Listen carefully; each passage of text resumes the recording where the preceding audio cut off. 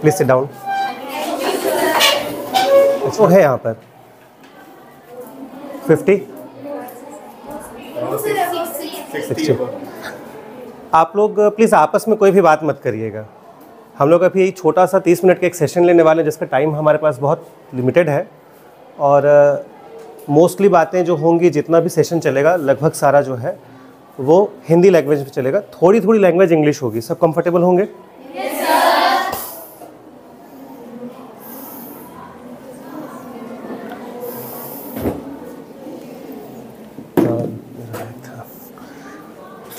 आप लोगों को पता है यहाँ पर हम लोग सब लोग क्यों जमा हुए हैं, क्या करने के लिए आए हैं? आप लोगों के किसी ने कुछ मोटिवेशन कहा क्या? मोटिवेशन सिर्फ एक काम नहीं है। आप लोगों के बोर्ड एग्ज़ाम्स की तैयारी कैसे करनी है, अगर आप लोग की तैयारी हो रही है तो वो कैसी हो रही है, और अगर वो सही नहीं हो रही है तो उसको किस तरीके से कम टाइम में अच्छे से किया जाए।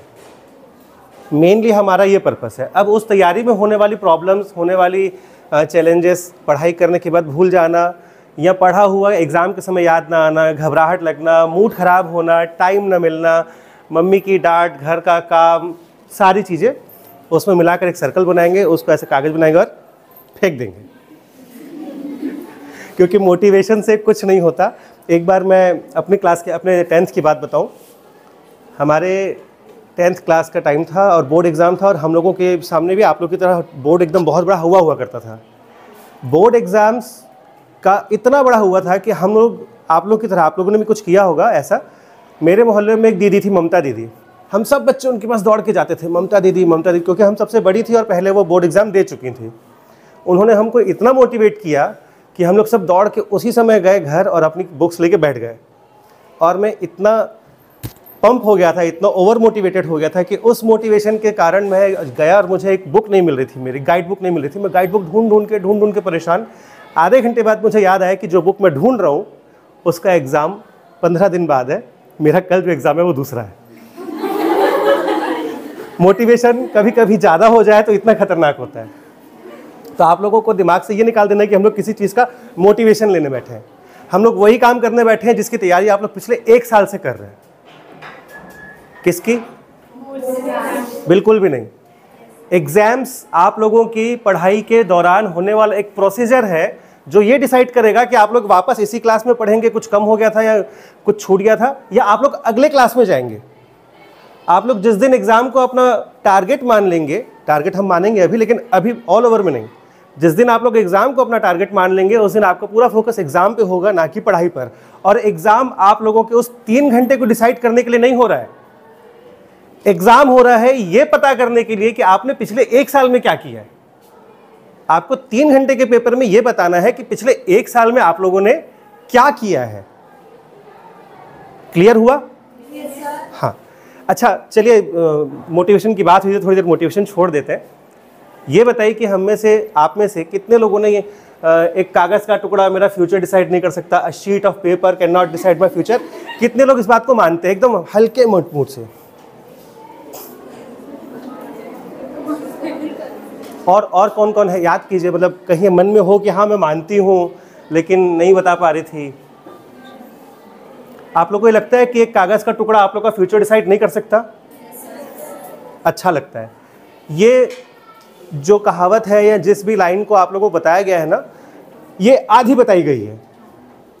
एक कागज़ का टुकड़ा आपका फ्यूचर डिसाइड नहीं कर सकता, वो कागज़ का टुकड़ा आपके पास्ट को, प्रेजेंट को डिसाइड करके बताएगा कि आपने अपने पास्ट में कितनी सिंसियरली पढ़ाई की है, जिसके बाद आपके फ्यूचर में होने वाली बातें, अपॉर्चुनिटीज, एजुकेशन, जॉब, पढ़ाई, नॉलेज या आपकी पर्सनैलिटी को जज किया जाएगा। ये दुनिया बहुत जजमेंटल है, सब लोग जज करते हैं। वो जो बोलते हैं ना, डोंट जज a book by its cover, cover से ही बुक को जज किया जाता है।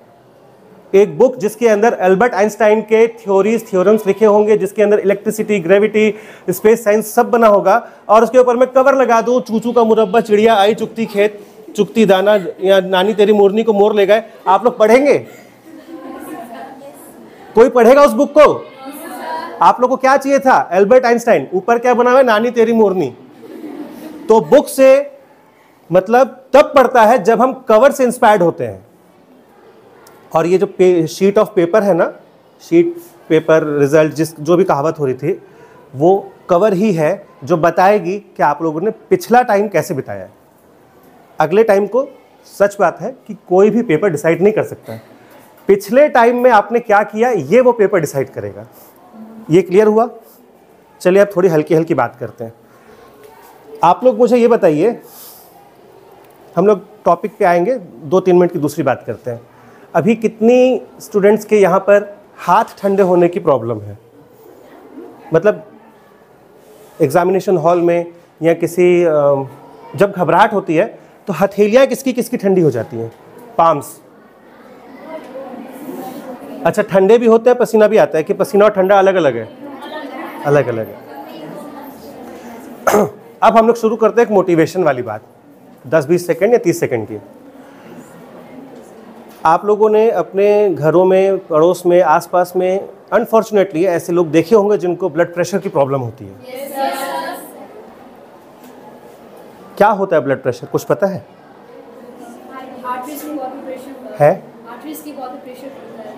हाँ हाँ। तो अभी हम लोग साइंस की डिस्कशन ना करके ये डिस्कस करने आए हैं कि ब्लड प्रेशर क्या होता है, उससे हमारा कोई दूसरा मोटिवेशन है। हम लोग यहाँ पे अभी तो ब्लड प्रेशर वो चीज़ होती है जो आपकी बॉडी में होने वाली अच्छी बुरी माहौल के हिसाब से आपको फील होने वाली घटनाओं या फीलिंग्स के बाद आपका ब्रेन आपकी बॉडी को एक मैसेज देता है। उस मैसेज के बाद आपकी बॉडी को लगता है कि यार यहाँ बहुत घुटन हो रही है, घबराहट हो रही है, मुझे ये बात या ये लोग अच्छे नहीं लगे, तो आपकी बॉडी या आपका हार्ट जो है वो फास्ट पंप करता है, जिससे वो पसीना भी निकलता है। कभी कभी हाथ ठंडे होने की प्रॉब्लम भी ऐसे ही होती है, क्योंकि ये सारे मैसेजेस जो है आपका ब्रेन आपके बॉडी को देता है और आपकी बॉडी के फंक्शन वैसे काम करते हैं। बात यह है कि बहुत सारी चीज़ें हम लोग अपने मन से सोच के करते हैं। मन की ताकत जो होती है वो आप लोगों को थोड़ी देर में पता चल जाएगी कैसे होती है। मैं आपको एक व्यक्ति की बात बताने वाला हूँ। वो व्यक्ति, मुझे नहीं लगता कि बहुत बड़ा मोटिवेशन है, किसी के लिए इंस्पायर करने वाला मटेरियल है, या ये भी नहीं लगता कि उस व्यक्ति ने अभी बहुत बड़ा तीर मार लिया है, लेकिन वो एक ऐसी परेशानी में, ऐसी स्थिति में था जहाँ से निकल कर वापस खड़े होना भी कुछ लोगों के लिए बहुत काम की चीज़ थी। अपनी उम्र के 19 साल तक, 19वें साल तक, 20वें साल तक वो व्यक्ति जब बच्चा था या लड़का था तो पढ़ाई में बहुत एवरेज था। आप लोग को सबको आवाज़ आ रही है? अपनी उम्र के 19वें साल तक वो व्यक्ति जिसकी हम बात कर रहे हैं, वो एक साधारण बहुत गरीब परिवार में पैदा हुआ था। गरीबी का मतलब, गरीबी से ये मतलब था कि अभाव में जीता था। अभाव का मतलब समझते हैं आप लोग?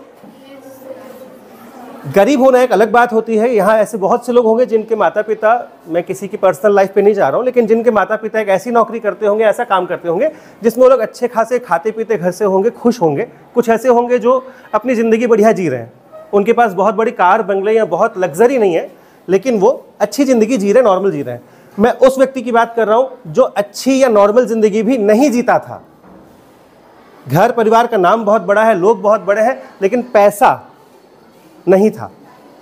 और ऐसी बहुत सी चीज़ें थी। उसके पिता नहीं थे, परिवार में भी जिम्मेदारियां निभाने वाले के लिए उसकी माँ थी, उसकी सिस्टर्स थी, क्योंकि वो अपने परिवार में सबसे छोटा था। अब आ रही आवाज़? जैसे तैसे हम लोग 19 साल का समय पार कर लेते हैं, अच्छा बुरा समय सब देखते हैं। 19वें साल तक, यहाँ तक कि 20वें साल तक वो व्यक्ति एक नौकरी करता था जिसमें उसकी सैलरी थी 2000 रुपये। और उस नौकरी में लगने के बाद अचानक से उस व्यक्ति की ज़िंदगी में एक बहुत बड़ी तरक्की हुई। 1 महीने के बाद उसके बॉस ने उसका 50% का इंक्रीमेंट कर दिया। बोले अब तुम्हारी तनख्वाह 3000 रुपये। तो 2000 और 3000 रुपये अमाउंट तो बहुत बड़ा नहीं होता, लेकिन उस व्यक्ति का दिमाग फिर गया। बोले मैं इतना अच्छा काम करता हूँ कि मेरे को 1000 रुपये, मतलब एक ही महीने में 50% इंक्रीमेंट मिल जाए। आप कहीं काम पे किसी को देखिएगा नौकरी में और पूछिएगा कि 50% का इंक्रीमेंट पहले महीने में, तो बहुत रेयर होता है। यहाँ तक आप लोग को सबको समझ में आ रहा है? उसको कुछ ऐसे मौके मिले, उसने कुछ बहुत भारी भरकम वाला स्ट्रगल किया। अपना 21st बर्थडे आने के पहले पहले उस व्यक्ति की खुद की एक कॉलोनी बन गई। उसने एक बहुत बड़ी टाउनशिप बना ली। मैंने कम टाइम बोला था लेकिन मैंने कहानी थोड़ी लंबी कर ली। वो बिल्डर बन गया, 20वें बर्थडे तक वो नौकरी करता था, 21वें बर्थडे के पहले पहले वो बिल्डर बन चुका था। फिर ज़िंदगी अच्छी चली, फिर थोड़ा आगे बढ़े, कभी कम ज़्यादा, ज़िंदगी में उतार चढ़ाव, बहुत मुश्किलें, नफ़ा नुकसान होने के बाद फाइनली उसकी ज़िंदगी में वो समय आया जब उसको लगा कि अब वो सब कुछ सेट कर चुका है। फिर नुकसान हो गया, कुछ गवर्नमेंट पॉलिसीज़ के कारण, कुछ माहौल के कारण फिर नुकसान हुआ। फिर वो साल 2 साल स्ट्रगल किया, बढ़ा, फिर उसकी शादी हुई। अब लगा कि अब ज़िंदगी ठीक है, पैसे भी कमा रहे हैं, बढ़िया कमा रहे हैं और एंजॉय भी कर रहे हैं। अब फैमिली भी कंप्लीट हो गई है, शादी वादी। जनरली हमारे सोसाइटी में इस चीज़ को ही फाइनल डेस्टिनेशन माना जाता है ना। ये समझाया था कि काम सीख लो, शादी के बाद काम आएगा। लड़कों को सिखाया जाता है अबे अच्छी नौकरी मिलेगी, अच्छी शादी होगी। यही होता है, sorry for my language, but मैं कोई क्लास नहीं ले रहा, मैं आप लोगों के साथ बात कर रहा हूँ। शादी के 1.5 साल बाद उसकी धर्मपत्नी का देहांत हो गया। वो बंदा जैसे तैसे उस दुख से 3 महीने 4 महीने जूझ रहा था। उसकी पत्नी को कैंसर हो गया था और 1 साल की उसकी बेटी थी। जब पता चला कि उसकी वाइफ को कैंसर है तो उसकी बेटी 9 महीने की थी, और जब उसकी वाइफ का देहांत हुआ तो उसकी बेटी जो थी 12 महीने की थी। उस 12 महीने की बेटी को वो जैसे तैसे पालने की कोशिश करता अपनी माँ और अपने दम पर। तो वाइफ की डेथ का जो सदमा था उससे उसकी माता जी का देहांत हो गया। और ये दोनों दुर्घटनाएं एक ही महीने में हुई। फिर वो इंसान चला गया डिप्रेशन में। जाहिर सी बात है, कोई भी होता ही है। तो उसके बाद उसके दोस्त यार, भाई बहन या जो भी थे, फैमिली में भाई तो थे नहीं, वो बंदा अकेला ही था, एक बेटी थी। उसके सामने बहुत बड़ा मोटिवेशन या बहुत बड़ा रीज़न सिर्फ एक था कि उसकी एक बेटी है जिसको वो पाल नहीं पा रहा है, जो उसकी बच्ची अपनी नानी के यहाँ रहती थी क्योंकि घर में कोई था नहीं जो उसको पाल सके। तो वो बंदा खुद को ठीक कर ले, खुद खड़ा हो जाए और खुद को आम दुनिया में एक आम इंसान बना के रह ले। वो पिछली ज़िंदगी स्ट्रगल, बिल्डरशिप और पॉलिटिक्स, वो सब भूल जाइए। अब वो सीधा सिंपल जी सके। उसका खाना हजम नहीं होता था, उसको रात को नींद नहीं आती थी। सुबह 7 बजे 6 बजे जब वो सूरज देखता था और उसकी आंखें दुखती थी तब वो सोता था। तो वैसे व्यक्ति के लिए सबसे बड़ी बात तो ये होती कि वो खड़ा हो जाए, भैया अपने काम में लग जाए, थोड़ा बहुत अपनी लाइफ को बराबर कर ले। फिर कुछ ऐसी बातें हुई, कुछ उसके साथ ईश्वर ने कुछ अच्छा किया। उसको कुछ लोग मिले जिन्होंने उसको मेडिटेशन, मोटिवेशन, जो आप लोगों ने बोला, कुछ मेथड और कुछ दवाइयाँ, ये सिखाया। उसके बाद वो बंदा आप लोग के सामने खड़ा है। अब मैं कम से कम पिछले 3 महीने में मैं आपकी उम्र के और आपकी पेरेंट्स की उम्र के बहुत से लोगों की, कम से कम 3000 लोगों की क्लासेस ले चुका हूँ। शायद 2000-2500 होंगे, एक मोटा मोटा बताया। ये सब हुआ मुझे किसी बहुत अच्छे व्यक्ति ने, जिनको मैं अपना गुरु मानता हूँ, और वो किसी भी तरीके के स्पिरिचुअल गुरु नहीं है। उन्होंने मुझे कुछ मेथड सिखाए। उसके बाद काम मुझे प्रैक्टिकली करना पड़ा। मन की शक्ति का मतलब ये नहीं कि आंख बंद किए, ध्यान लगाया और वाईफाई जुड़ गया और भगवान बोले ले बेटा मैं दे रहा हूँ, वैसा नहीं। सिर्फ अपनी मन की शक्ति, जिसके बाद आप लोगों को ये पता चलेगा कि आप लोग जिस चीज़ से डर रहे हैं वो चीज़ डरने लायक नहीं है। अगर वो डरने लायक है तो आपके पास क्या शक्ति है, कैसी है, हम उस पर काम करेंगे। थोड़ा टाइम हम लोग प्रैक्टिकल पढ़ाई पे देंगे। और मेरे को ऐसा लग रहा है कहानी सुन के आप सब सीरियस हो गए।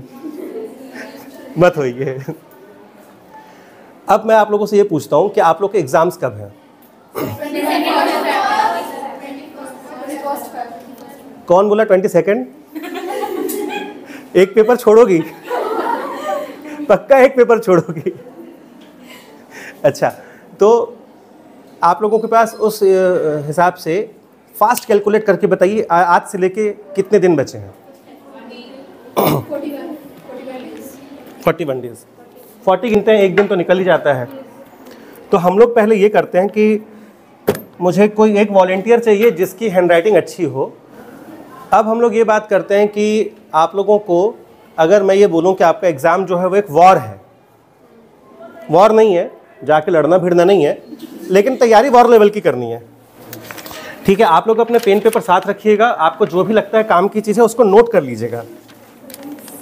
हम लोग ऐसी एक थ्योरी पे काम करेंगे जिसको आज तक हम लोगों ने गलत समझा है।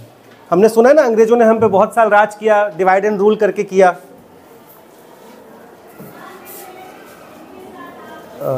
किसने किसने सुना है डिवाइड एंड रूल, अंग्रेजों की पॉलिसी? और ये आप इसको सही मानते कि गलत मानते हैं? कोई भी थ्योरी गलत नहीं होती अगर उसका मोटिवेशन गलत ना हो। आपको अपने एग्जाम को भी डिवाइड एंड रूल करके फिनिश करना है, ऐसे 3 टुकड़े करो, खत्म करो। तो हम लोग एग्जाम के 3 टुकड़े करते हैं, जिसमें हम लोगों को सबसे पहले चाहिए फोकस। प्लीज लिखिए फोकस। फोकस ठीक करने के बाद हमको करना है प्रिपरेशन। इधर इसके साइड में लिखिए। आप में से किसको किसको लगता है कि फोकस की जो प्रॉब्लम है आपको उसका रीजन भी पता है? आपका ध्यान क्यों नहीं लगता? बताइए बताइए, आप बताइए। फोकस ना होने का रीजन बताइए, पता है रीजन? जोर से बोलिए।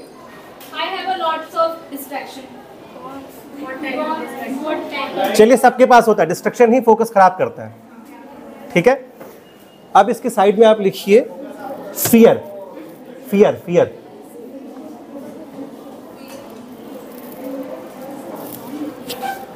एग्जाम को अगर हम 3 हिस्सों में बांटें तो पहला हमको चाहिए फोकस। हमको फोकस करना है कि पहले हमको अपने काम पे लगना कैसे है और वहां से हमारा डिस्ट्रक्शन ना हो।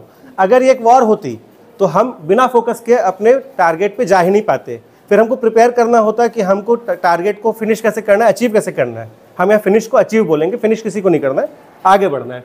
और ये करते समय हमको होता है डर, तो उस डर से कैसे निकलना है। एक एथलीट है जो स्केटिंग करते हैं, उनका नाम है नाथन चेन। अमेरिका से है लेकिन चाइनीज है चीन के, लेकिन अमेरिका की तरफ से स्केटिंग में ओलंपिक्स में गोल्ड मेडल जीते थे उन्होंने। बहुत सारे गोल्ड मेडल जीत चुके हैं, लेकिन उनकी खास चर्चा अभी 2022 के ओलंपिक्स में हुई। जब वो ओलंपिक्स में गोल्ड मेडल जीत के गए तो उनके पीछे सारी मीडिया लग गई। जैसे हमारे यहाँ होता है वहाँ बाहर भी होता है, लेकिन कम होता है। फिर उसके घर परिवार, मम्मी पापा, बचपन सब निकाल लिए कि इतना बढ़िया एथलीट गोल्ड मेडल जीता, आप क्या करते हैं, आप कैसे करते हैं, आप क्या नहीं करते हैं। तो एक बहुत कॉमन बात पता चली। कौन सी? वो अपनी ओलंपिक्स की तैयारी के बाद अपनी ओलंपिक्स टूर पर अपना मोबाइल फ़ोन नहीं लेके गए थे। अभी तो आप लोगों ने भी सुना है, मम्मियाँ भी बोलती है रखो फ़ोन, रखो, दिन भर फ़ोन देखती है, रखो फ़ोन। ये मम्मियों वाला रीज़न नहीं था। उनका रीज़न ये था कि जब हम किसी चीज़ पर ध्यान देते हैं तो हमारे दिमाग का एक हिस्सा, सिर्फ एक हिस्सा, हमारे मन या दिमाग, कहीं से भी आप उसको जोड़ सकते हैं, उसको पता होता है कि हमको ये पढ़ाई या ये काम, ये तैयारी, एग्ज़ाम करना है। लेकिन हमारे दिमाग को इस तरह के 5 और सोर्सेज होते हैं जहां से उसको वो काम ना करने के अलावा और वो सारे काम जो हमारे काम के नहीं है, सेंसेस, जिसको हम सेंस बोलते हैं, देखना, बोलना, सुनना, टच करना, खाना, स्वाद, ठंड, गर्मी, ये सारे उसको और मैसेजेस देते हैं। तो आपके दिमाग को काम करने के लिए फोकस कौन कर रहा है? सिर्फ एक पॉइंट जो आपने याद रखा हुआ है कि हमको एग्जाम की तैयारी करनी है। आपको डिस्ट्रैक्ट कौन कर रहा है? 5 पॉइंट, जिसको आप चाह के भी बंद नहीं कर सकते। आप सोते होते हैं तो भी आप कभी कभी ड्रीमिंग करते हैं, तो एक सेंस तब भी चलता है सोचने का। आप अभी रूम में बैठे हैं, वहां से बाहर से आवाज आ रही है, आप उसको कम कर सकते हैं क्या? लेकिन आपके पास सिर्फ एक ही ऑप्शन है कि आप अपने मन की ताकत को बढ़ाकर इधर ध्यान दें, ताकि आपको वो सेंसेस जो है डिस्टर्ब ना करें। उसके बाद मोबाइल फ़ोन की बात मैंने इसलिए की कि जब आप किसी मोबाइल फ़ोन में ध्यान देते हैं और ख़ासकर आप रील्स देखते हैं, तो रील्स की सबसे बड़ी प्रॉब्लम यह है कि आज की डेट में वो सबसे ज़्यादा दिखाई देने वाली चीज़ जो है वो रील्स ही हैं। कौन कौन यहाँ रील्स देखते हैं? ईमानदारी से बताइए। अभी हम लोग क्लास नहीं ले रहे, आपस में। अरे रील्स हो गया, शॉर्ट्स हो गया, इंस्टाग्राम हो गया, जो भी हो गया, ठीक है, सब देखते हैं। जिसने हाथ नहीं उठाया वो भी देखता ही है, मुझे पता है। जिसने हाथ नहीं उठाया वो लड़की भी घर में रील्स देखती है। मैं नहीं देखता हूं, फिर भी मुझे रील्स के बारे में पता है, क्योंकि मेरे आसपास रील्स देखे जाते हैं। मेरी बिटिया रील्स देखती है और मेरे कान में वो आवाज़ें जाती है। मुझे पता है रील्स में क्या होता है। और मैं एक बार रील्स देखने बैठा था, करीब महीने 1.5 महीने बाद मेरे को होश आया कि मैं अपने दिन का 1-1.5 घंटा बिना पता चले खपा दे रहा हूँ।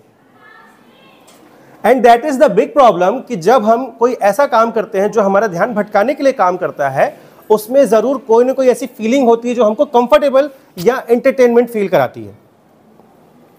रील्स में आपके दिमाग को खराब करने की बहुत बड़ी ताकत है। वो ताकत ऐसी है कि वो रील्स जो चलेंगे वो 30 सेकंड, 35 सेकंड, 45 सेकंड या 1 मिनट के होते हैं, ठीक है। इससे ज़्यादा बड़ा रील नहीं होता मेरे ख्याल से, 1-8 मिनट से बड़ा रील नहीं होता। आपके दिमाग को एक चीज़ देखने की आदत पड़ी जो 1 मिनट से लेके 30 सेकंड से लेके 1 मिनट के अंदर खत्म हो रही है। तो आपका दिमाग जो एक प्रोसीजर पे काम करता था, पहले देखना है, समझना है, टॉपिक समझना है, उसके बाद उस पर फोकस करना है, उसमें आ रहे प्रोग्रामिंग को अपने दिमाग में बिठाना है, उसकी नॉलेज को लेना, ये सब बंद हो गया। आप जब तक ये डिसाइड करें कि अच्छा है या बुरा है, तब तक वो रील पार हो चुका होता है। जब आप उसको लाइक करने जाते हैं तो वो रील 2 बार चल चुका होता है। तो आपके दिमाग को छोटे छोटे स्टेप लेने की आदत पड़ जाती है, जिससे आपका दिमाग बड़ी और काम की चीजें सोचने में थक जाता है। मेरी बात समझ में आ रही है आप लोगों को? यहां मैं अभी टाइम मैनेजमेंट की बात नहीं कर रहा हूं, वो हम लोग बाद में करेंगे। आपने जब रील्स चलाए, आपके दिमाग को आदत पड़ी कि आपने छोटी छोटी रील्स, 30-30 सेकंड की रील्स देख के अपने दिमाग को फीड किया कि चल भैया थोड़ा सा है, देखो स्क्रॉल करो, देखो स्क्रॉल करो। पसंद वाली चीज भी स्क्रॉल करते हैं, ना पसंद वाली भी स्क्रॉल करते हैं। तो वो जो फोकस है ना कि एक चीज पे खड़े रहना है, देखना है, बुक्स पे पढ़ना है, वो आपकी आदत धीरे धीरे कमजोर हो जाती है। अभी आपका एग्जाम है तो आप लोग मजबूरी में काम करेंगे, लेकिन वो मजबूरी में करेंगे, और एग्जाम खत्म होते ही मैं आपको गारंटी देता हूं, कोई एक वीडियो देख लीजिए जो 5 मिनट का हो, और अगर उसको बदलने की कैपेसिटी आपके हाथ में है, मोबाइल का रिमोट आपके हाथ में, टीवी का रिमोट आपके हाथ में, आप उसको 1.5 मिनट के पहले बदल देंगे, नहीं तो फॉरवर्ड करके देखेंगे। क्यों? क्योंकि आपने देख लिया कि इसमें तो इतना ही काम है, आगे देखते हैं वो क्या बता रहा है, मुझे पता है क्या बोल रहा होगा। जब हम क्राफ्ट की वीडियो भी देखते हैं यूट्यूब पे, तो भी यही करते हैं आप लोग फॉरवर्ड। पता चल गया कैसे कट करनी है बोतल, उस पर ग्लू लगाना, ऐसे कुछ होता है उसमें। तो आज से और अभी से अपनी एनर्जी को ड्रेन करने वाले सारे काम बंद करने हैं। क्यों? क्योंकि वो आपकी सिर्फ एनर्जी या टाइम नहीं ले रहा, वो आपका वो टाइम जो आपको बाकी काम पे देना था, उसमें लगने वाला फोकस खराब कर रहा है। यहां मैंने अभी तक आपको ये नहीं कहा कि मोबाइल देखना गंदी बात होती है, मोबाइल देखना अच्छी बात होती है। मैं इस मोबाइल के साथ 24 घंटे रहता हूं, 24 घंटे, 23 घंटे 55 सेकंड भी नहीं रहता। मैं नहाते समय भी मोबाइल बाथरूम में ऊपर रखता हूं। मैं आपकी एनर्जी ड्रेन करने का काम खत्म करना चाहता हूं, वो काम जो आपका टाइम और एनर्जी बर्बाद करता है। अब हम आते हैं टाइम पर। आप लोगों के पास अभी हमने बात की थी तो कितने दिन का टाइम है? 41 डेज। हम लोग फोकस के बारे में अभी और बात करेंगे। फोकस का एक पॉइंट हो गया, ठीक है। अब हम आते हैं प्रिपरेशन पर।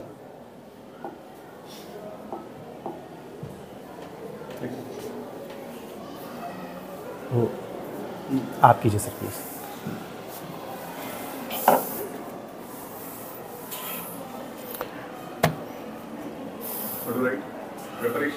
प्रिपरेशन ऊपर इसके साथ ही है। हाँ, प्रिपरेशन के भी हमको 3 स्टेप्स रखने हैं। आप चाहे तो नोट कर लीजिए, क्योंकि मुझे मालूम है अभी इतनी सारी बातें हो गई ना, याद नहीं रहेगा।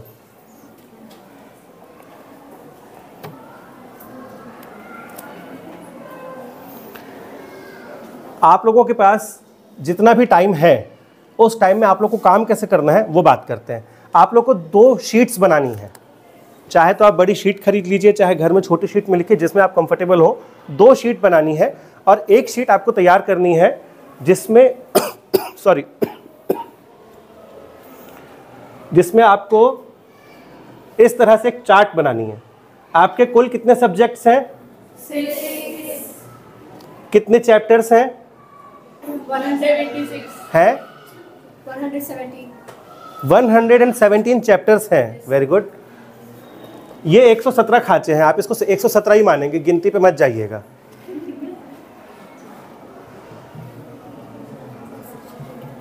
ठीक है। ये वो शीट है जो आपके चैप्टर्स को दिखाती है। ये वो शीट है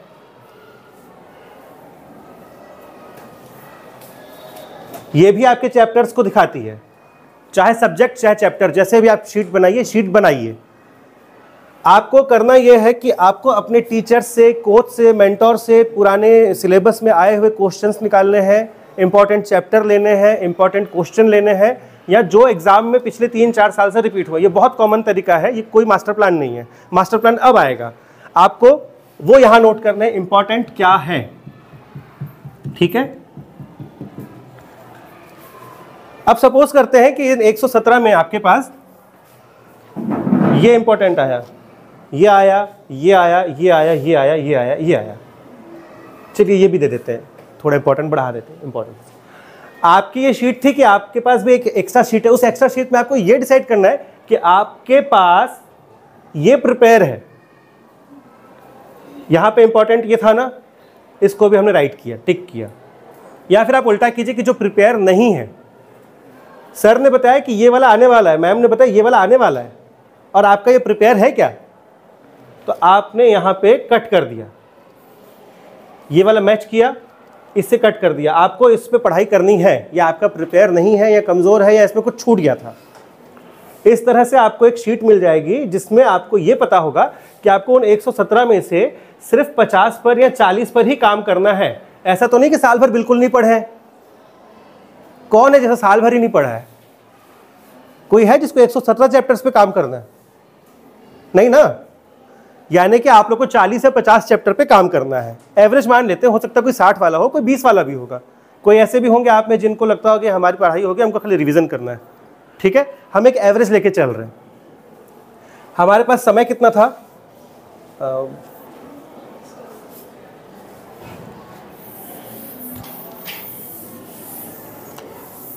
कितना टाइम था? 41 डेज में आप लोगों के पास पर आवर के हिसाब से पर डे कितना टाइम हो सकता है? हैं? 1 घंटा किसने बताया? नहीं, मल्टीप्लाइड बाय 24 नहीं करना है। आप लोगों के पास अपनी एग्जाम्स की तैयारी का कितना टाइम होगा? दिन में आपके पास 2, 3, 4, 5 घंटे होंगे।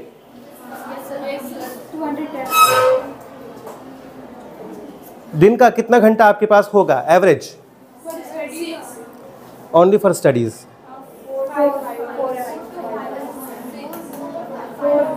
4 पकड़े? जिसके पास 6 है वो एक्स्ट्रा रखिए, क्योंकि होता है कभी कभी पढ़ाई में पता नहीं चलता। हो सकता है कुछ लोगों को 3 घंटे की भी जरूरत हो, लेकिन हम एवरेज 4 घंटा लेके चले। बताइए 4 घंटे के हिसाब से 40 दिन में आपके पास कितना टाइम हुआ?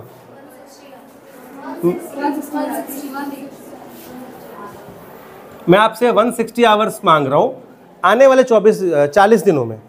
होते 900 घंटे, 900 कुछ आपने बताया ना, लेकिन मैं आपसे मांग कितने रहा हूं? चैप्टर कितने? 117 नहीं, चार्ट में कितने निकले थे? 50 लेके चले। 40 वाले भी होंगे, 60 वाले भी होंगे, क्योंकि घंटे भी किसी के पास 6 भी होंगे, किसी के पास 3 भी होंगे। हम एवरेज पे चल रहे हैं। अरे चलो भैया, ऐसा ही होता है ना।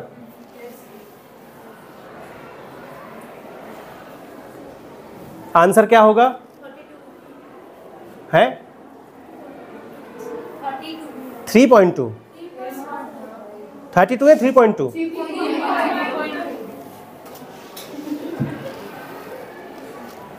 ये 2 है, हम लोग की अपनी एक लैंग्वेज डेवलप हुई है, ये 2 है। ठीक है, आप लोग के पास दिन का 3.2 घंटा, यानी कि करीब करीब 3.25 घंटा एक चैप्टर निपटाने के लिए है।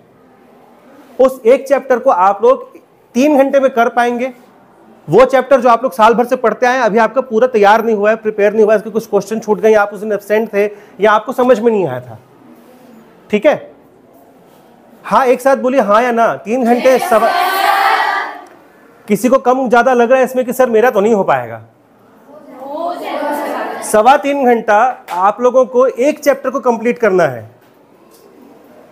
ये वो टाइम है जो आपको उस 40 या 50 चैप्टर पे देना है। मैं 117 चैप्टर्स की बात नहीं कर रहा हूं। 117 चैप्टर्स के लिए आप बचे हुए 3-3.25 घंटे के बाद का जो 21 घंटे का टाइम है वो दीजिए, क्योंकि वो आपकी तैयारी की हुई है, उसको आपको रिवाइज करना है। ये वो टाइम है, ये वो काम है जो आपकी तैयारी में नहीं था। क्या आपको अब लग रहा है कि कुछ थोड़ा सा सरल हुआ है? यार 3-3.25 घंटे में एक चैप्टर तो हम लोग कर लेंगे, हो जाएगा। अब हम आते हैं इसके भी मास्टर प्लान पे। आपको अब आगे जाना है कि हाउ टू स्टार्ट। ये सारे प्लान, ये मोटिवेशन वैसे ही जैसे मेरे को ममता दीदी ने दिया था और हम लोग बहुत भिड़ के गए थे, और आज तो कर ही देंगे। और आज करने की बात आई, पिछले 1.5 घंटे 1 घंटे ममता दीदी ने हम लोग को बिठाया, हमने उनका सर खाया, उन्होंने हमको सर खिलाया, और बाद में हुआ ये कि 1.5 घंटे भी पूरी पढ़ाई नहीं चली मेरी, मैं थक गया। होता है, हम लोग जब बहुत जोश में जाते हैं ना तो जोश में काम करते हैं लेकिन प्लान नहीं करते हैं। ठीक है, अब हम लोग प्लान बनाते हैं। हमको स्टार्ट कैसे करना है? पढ़ाई स्टार्ट करना ही कई लोगों को तकलीफ देती है। स्टार्ट कर लेंगे तो बैठ जाएंगे, होता है। आप में से मेरे ख्याल से 50% लड़कियां होंगी जो स्टार्ट कर लेंगी तो हो जाएंगे, लेकिन स्टार्ट नहीं होता। ठीक है, स्टार्ट करने का बहुत अच्छा तरीका है 5 मिनट पढ़ना है सिर्फ। थोड़ा अजीब लगा? 5 मिनट पढ़ने का मतलब यह है कि जैसे हम लोगों को दिखता है ना कि यार इतनी सारी पढ़ाई है, तो फिर हमको डिवाइड एंड रूल पे आना है। उस 5 मिनट की पढ़ाई को हम लोगों को सिर्फ ये करना है कि यार मैं थोड़ा सा ही पढ़ूंगा।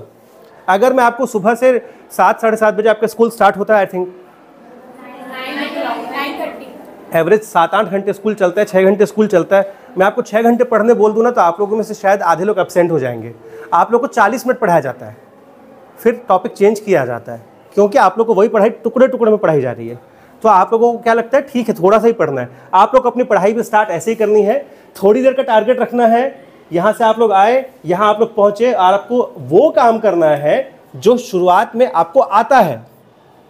अभी हमने बोला ना जो नहीं आता उसको पढ़ना है, लेकिन शुरुआत देने के लिए, थोड़ी सी गाड़ी को पिकअप देने के लिए, आपके इंजन को गर्म करने के लिए आपको वो पढ़ाई करनी है जो आपने पहले की हुई है। यह सरल है, इससे आपके ब्रेन को पढ़ाई करने की हैबिट शुरू होगी। आपका ब्रेन पढ़ाई को एक्सेप्ट करना शुरू करेगा। ठीक है, ठीक लग रहा है कि कुछ डाउट है? डाउट हो तो तुरंत पूछिएगा।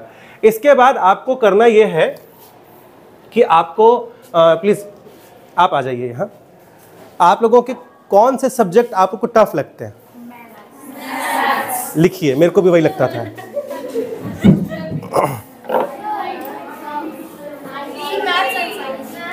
लिखिए, वो भी लिखिए, वो भी लिखिए।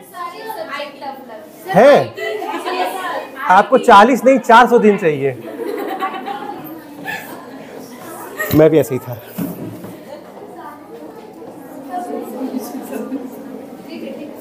ठीक है, इतने मत लिखिए कि हमारे प्लान के लिए भी प्लान बनाना पड़े।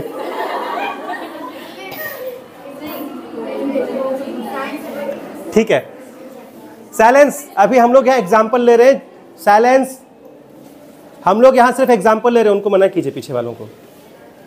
आप लोगों की 1 मिनट की भी डिस्टर्बेंस आसपास वालों को डिस्टर्ब करेगी। और सर ने मुझे बहुत लिमिटेड टाइम दिया है। सर अभी आ जाएंगे, बोलेंगे इनकी क्लास खत्म करो, तो मुझे जाना पड़ेगा, आधे में जाना पड़ेगा। अच्छा लगेगा? मैं वैसे ही थोड़ा स्लो पढ़ाता हूँ, आप लोग प्लीज़ ध्यान दीजिए। तो आप यहाँ पर जो भी सब्जेक्ट आपको लग रहे हैं, मैं 2 सब्जेक्ट मान के चल रहा हूँ, जिसके 3 है 4 हैं, उनकी भी हेल्प हो जाएगी। लेकिन आप ये सब्जेक्ट अपने मन से चुन सकते हैं, ये हमने एग्जाम्पल लिया है। ठीक है, आपको ऑड एंड इवन पे काम करना है। ऑड डे पर आपको एक टफ सब्जेक्ट लेना है,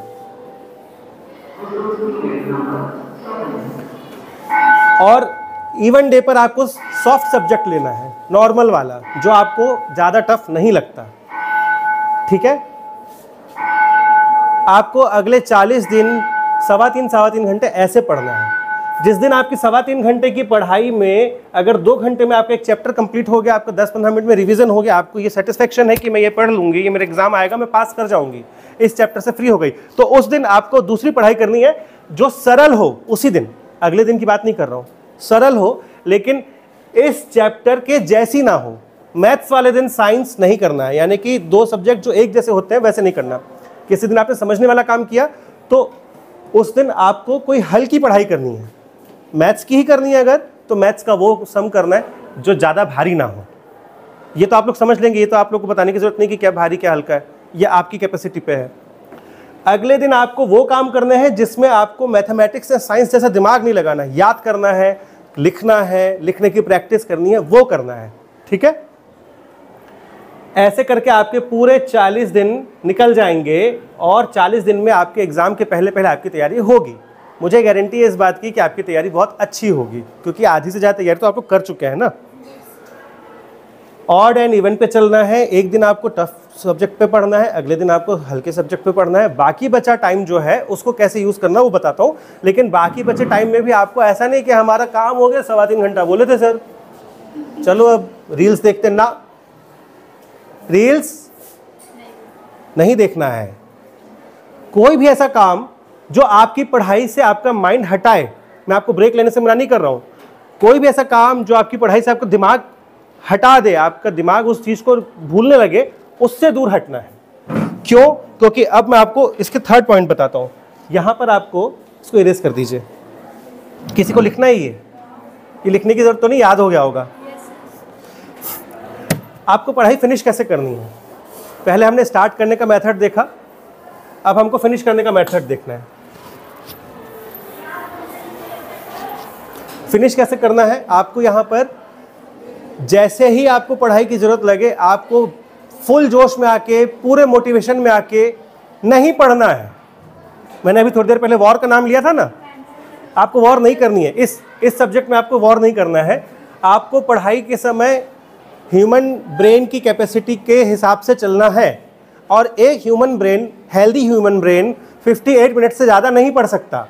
58 मिनट से ज़्यादा अगर वो पढ़ेगा तो उसके बाद उसको लगेगा कि वो पढ़ रहा है, आपको लगेगा कि आप सीख रहे हैं, लेकिन 58 मिनट के बाद जैसे ही अगला मिनट होगा, शायद 1 घंटा 5 मिनट भी हो सकता है, शायद 59 मिनट भी हो सकते हैं। आप लोग जो पढ़ेंगे वो आपका दिमाग एक्सेप्ट नहीं करेगा, उसके बाद आप थक जाएंगे। तो आप लोग ब्रेक लीजिए और बहुत ज़्यादा बोझा उठा के मत चलिए। जैसे ही आप लोग बहुत ज़्यादा बोझा उठा के दौड़ना शुरू करेंगे, 4 कदम बाद थक जाएंगे।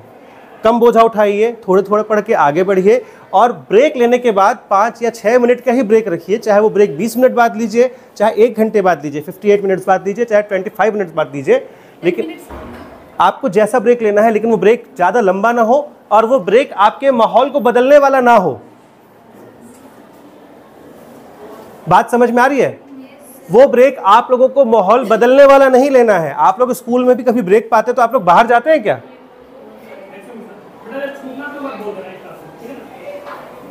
आप लोगों को इस पूरे माहौल को, अपने आसपास के ऑरा को बना के रखना है। आपको जब ब्रेक लेना है तो वो ब्रेक आपकी बॉडी या ब्रेन को रिलैक्स देना चाहिए।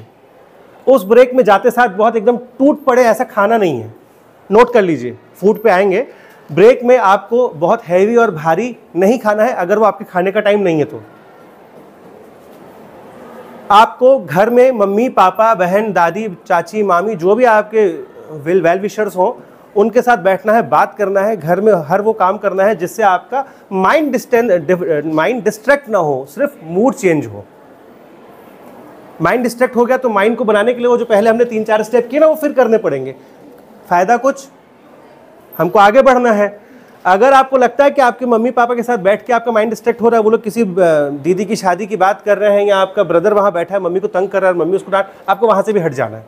फैमिलीज में बहुत सारी बातें होती है जो हम लोग को नहीं पता होती कब हो जाए, लेकिन आपको अपने माइंड डिस्ट्रैक्ट होने से दूर हटना है। ठीक है, टॉपिक लंबा था लेकिन मैंने लगभग आपको मोटे मोटे तौर पे बता दिया क्योंकि टाइम कम है। स्टार्ट कैसे करना है, थोड़ा सा सोच के करना है। कंटिन्यू कैसे करना है, कंटिन्यू करने में आप लोग एक नियम लिखिए। ये मैंने स्टार्ट करने का और फिनिश करने का बताया, कभी भी ताकत लगा के फिनिश मत कीजिए। कंटिन्यू करने के लिए आपको एक नियम बनाना है, बहानेबाजी। बहाने बनाने हैं। बहाने कैसे बनाने हैं? आपको क्या किसी को लग रहा है कि बहाना सर बनाना है कि नहीं बनाना है? सर गलत तो नहीं बोल रहे हैं? किसको किसको लग रहा है कि सर गलत बोल रहे हैं? बहाना बनाना है। आपके मन ने आपको पिछले 10-15 सालों से, आप लोग शायद 14-15 साल के सब होंगे, 14-15 सालों से आपके मन ने आप लोग को बहाने बना बना के बहुत बेवकूफ़ बनाया है। कैसे बेवकूफ़ बनाया? आप लोग जब अभी हम लोग रील्स को लिए तो उसी को टारगेट करते हैं। आपके रील्स देखने की आदत से आपकी मम्मी या पापा या भाई बहन कोई भी परेशान होता हो, आपको बुलाते हो, आप लोग क्या बोलते हैं? 5 मिनट। आज तक किसी लड़की ने यहाँ बैठ के ये नहीं बोला होगा कि मम्मी 1 घंटा रुक जाइए प्लीज़, मम्मी अभी तो आई हूँ, 2 ही घंटे से तो देख रही हूँ। हम लोग बाहर घूमने भी जाते हैं, घर चलना होता है तो क्या करते हैं? अरे यार सेल्फी पॉइंट पे अच्छा लग रहा है, अभी तो आए हैं चलते हैं। कोई ये नहीं बोलता कि मैं पिछले 4 घंटे से खेल रहा हूँ। कोई लड़की ये नहीं बोलेगी मम्मी मैं अभी 5 मिनट से तो रील बना रही हूँ। बनाते भी होंगे आप शायद, आप में से कोई। चलिए बहुत अच्छी बात है। तो आपको ये रिवर्स करना है। आपके दिमाग ने, आपके मन ने आपको बेवकूफ़ बनाया, अब आपको उसको बेवकूफ़ बनाना है। कैसे? जब आपका उठने का छोड़ने का मन करे, बोले भाई रुक जा 5 मिनट रुक जा, चलते हैं। बोले चलो चलो बहन रुक जा 5 मिनट, 10 मिनट रुक जा। जो आप पढ़ाई पे लगने के लिए बनाते थे, अब आपको पढ़ाई से उठने के लिए वो बहाना बनाना है। 5 मिनट रुक जा, 5 मिनट बाद आपके हाथ में क्वेश्चन होगा जो कंप्लीट नहीं हुआ होगा, आपको इस क्वेश्चन को कंप्लीट करने तक रुकना है। यार रुक जाना, कंप्लीट होने दे। कंप्लीट होने के बाद क्या, इतना सा तो बचा है यार, ये वाला भी कर लेते हैं। आपको ऐसे करते करते इस स्ट्रेटेजी पे काम करेंगे, आपका 1-1.5 घंटा आराम से मैनेज हो जाएगा। ये मेरी गारंटी है। आपको ये गारंटी के बदले में कुछ दूंगा नहीं, क्योंकि मेरे को विश्वास है आपको इसके बदले कुछ लेना नहीं पड़ेगा। आपके प्रिपरेशन इस आधार पे बहुत अच्छे हो जाएंगे। किसी को भी अगर इसमें कोई डाउट हो तो प्लीज़ बोल या बता या पूछ सकते हैं। आप लोगों को अगर चाहिए तो इसको नोट कर लीजिए, मैं आपको अगला स्टेप बताता हूँ। जब आप लोग का मन करे कि मुझे उठना है, उठ जाइए। भागने का नहीं, उठने का। ब्रेक माइंड बदलने का इसलिए मैंने नहीं बताया, जो ब्रेक का पैटर्न बताया उसका रीज़न ये है कि आप लोग सपोज कीजिए कि आप लोग एक बहुत अच्छे रूम में, जहाँ अभी हीटर चल रहा है, गर्मी बढ़ी हुई है, ठीक है, उल्टा करते हैं। फिर हम लोग उल्टे ही करते हैं। सीधे कर करके तो देख लिया, अच्छा रिजल्ट नहीं आ रहा था, आया होगा आप लोग का, मैं जनरल बात कर रहा हूँ। अब हम लोग उल्टा करके देखते हैं। आप एक ऐसे रूम में है जहाँ आप बहुत देर से काम कर रहे हैं, किचन में है, यहाँ बहुत गर्म भट्टी चल रही है, आप लोग को गर्मी लग रही है। आप बाहर चले, ठंडी हवा, एसी की हवा या ताज़ी हवा चल रही है, आपका ध्यान कहाँ पर है? ध्यान कहाँ है? फोकस। तो आप लोगों को जब ये पता चला है कि आप लोग बहुत गर्म भट्टी वाले रूम से निकले हैं, कहीं से निकले हैं, और आपको पता चले कि बाहर ठंडी हवा है, वापस जाने का मन करेगा? पसीना टपक रहा है, कपड़े चुभ रहे हैं, आपको वापस वहां जाने का मन करेगा एसी छोड़ के? इसीलिए आपको जब ब्रेक लेना है तो अपने ब्रेन को उस माहौल से बाहर नहीं लेके जाना है। बाहर जा गया वह ब्रेन, वापस अंदर आने के लिए आपको रोकेगा। आपका दिमाग आपको बोलेगा, बहन इसमें बहुत मजा आ रहा था, बाहर चलते ना, एसी में बैठते 5 मिनट रुकते, फिर वो 5 मिनट करेगा और वो आपके ऊपर हावी हो जाएगा। क्यों? क्योंकि उसको वो बहाना करने की आदत पिछले 15 साल से है, और आप लोग को ये आदत अभी मैं बता रहा हूं, अभी पड़ी नहीं है, पड़ेगी। तो आपको उसको मौका ही नहीं देना है, 15 मिनट बोलने का मौका ही नहीं देना है। ब्रेक वो लीजिए जो आपकी थकान को दूर करे, आपके मूड को खत्म ना करे। आपने बहुत मुश्किल से मूड बनाया था, उसको बना के रखिए, ठीक है। अब हम आते हैं इसके अगले पार्ट पर। आपको कंटिन्यू करते रहने के लिए, जिस दिन ऐसा लगे कि सर तो बहुत मोटिवेट करके गए थे, हम लोग को मोटिवेशन नहीं चाहिए, नहीं हो रहा, ताकत ही नहीं है, नहीं पढ़ना ही नहीं है, आज बहुत थकी हुई हूँ, रात को सो नहीं पाई थी, मच्छर काट रहे थे, ठंड लग रही थी, मम्मी ने सोने नहीं दिया, पापा हल्ला कर रहे थे, कुछ भी हो सकता है, डोंट टेक इट पर्सनल। कोई भी ऐसा रीज़न हो,